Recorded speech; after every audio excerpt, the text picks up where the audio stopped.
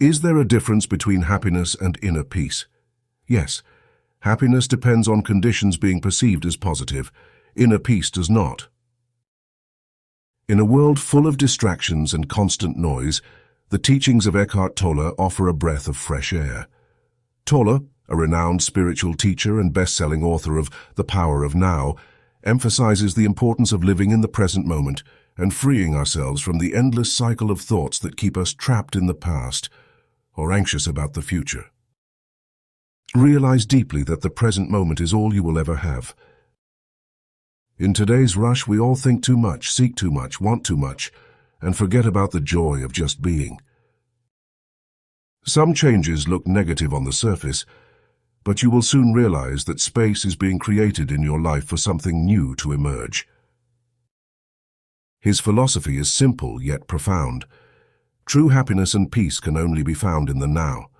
How can we apply Tolle's wisdom to our daily lives? In this video, we'll explore some of his most powerful insights and how they can help us navigate the challenges of modern life with greater clarity and serenity. The greater part of human pain is unnecessary. It is self-created as long as the unobserved mind runs your life. The primary cause of unhappiness is never the situation but thought about it. Be aware of the thoughts you are thinking. Separate them from the situation, which is always neutral. It is as it is.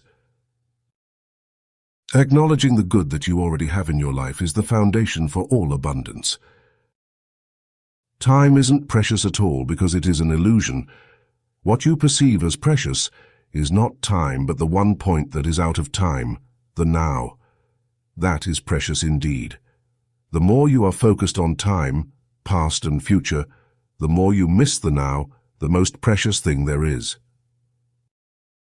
Any action is often better than no action, especially if you have been stuck in an unhappy situation for a long time. If it is a mistake, at least you learn something, in which case it's no longer a mistake. If you remain stuck, you learn nothing. Whatever the present moment contains, accept it as if you had chosen it. You can only lose something that you have, but you cannot lose something that you are. You find peace not by rearranging the circumstances of your life, but by realizing who you are at the deepest level. All negativity is caused by an accumulation of psychological time and denial of the present. Unease, anxiety, tension, stress, worry, all forms of fear are caused by too much future and not enough presence. Guilt, regret, resentment, grievances, sadness, bitterness, and all forms of non-forgiveness are caused by too much past and not enough presence. Negativity is totally unnatural. It is a psychic pollutant, and there is a deep link between the poisoning and destruction of nature and the vast negativity that has accumulated in the collective human psyche. No other life form on the planet knows negativity, only humans, just as no other life form violates and poisons the earth that sustains it. Have you ever seen an unhappy flower or a stressed oak tree? When you complain, you make yourself into a victim. When you speak out, you are in your power. So change the situation by taking action or by speaking out if necessary or possible. Leave the situation or accept it. All else is madness. What a liberation to realize that the voice in my head is not who I am. Who am I then? The one who sees that. Living up to an image that you have of yourself or that other people have of you is inauthentic living. As soon as you honor the present moment, all unhappiness and struggle dissolve, and life begins to flow with joy and ease. When you act out the present moment awareness, whatever you do becomes imbued with a sense of quality, care, and love, even the most simple action. Don't seek happiness. If you seek it, you won't find it, because seeking is the antithesis of happiness. Don't look for peace. Don't look for any other state than the one you are in now. Otherwise, you will set up inner conflict and unconscious resistance. Forgive yourself for not being at peace. The moment you completely accept your non-peace becomes transmuted into peace.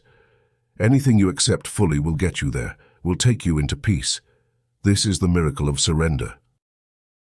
The mind is a superb instrument if used rightly. Used wrongly, however, it becomes very destructive. To put it more accurately, it is not so much that you use your mind wrongly. You usually don't use it at all. It uses you. All the things that truly matter, beauty, love, creativity, joy, inner peace, arise from beyond the mind. Thinking is only a small aspect of consciousness. Thought cannot exist without consciousness, but consciousness does not need thought. Being must be felt, it can't be thought. Whenever you become anxious or stressed, outer purpose has taken over, and you lost sight of your inner purpose. You have forgotten that your state of consciousness is primary, all else secondary. To recognize one's own insanity is, of course, the arising of sanity, the beginning of healing and transcendence. Once you have identified with some form of negativity, you do not want to let it go, and on a deeply unconscious level, you do not want positive change. It would threaten your identity as a depressed, angry, or hard-done-by person. You will then ignore, deny, or sabotage the positive in your life. This is a common phenomenon. It is also insane. Your outer journey may contain 1,000,000 steps. Your inner journey only has one, the step you are taking right now. It is when we are trapped in incessant streams of compulsive thinking that the universe really disintegrates for us, and we lose the ability to sense the interconnectedness of all that exists. Rather than being your thoughts and emotions, be the awareness behind them. I don't want it to end, and so, as every therapist knows, the ego does not want an end to its problems because they are part of its identity. If no one will listen to my sad story, I can tell it to myself in my head over and over and feel sorry for myself, and so have an identity as someone who is being treated unfairly by life or other people, fate or God. It gives definition to my self-image, makes me into someone, and that is all that matters to the ego.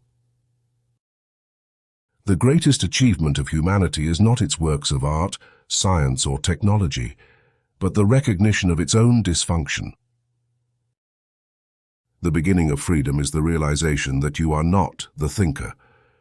The moment you start watching the thinker, a higher level of consciousness becomes activated. You then begin to realize that there is a vast realm of intelligence beyond thought, that thought is only a tiny aspect of that intelligence. You also realize that all the things that truly matter, beauty, love, creativity, joy, inner peace, arise from beyond the mind. You begin to awaken. Remember, true peace and happiness come from living in the present moment. If you enjoyed this video, don't forget to like, comment, and subscribe for more insights from the world's greatest thinkers. See you next time.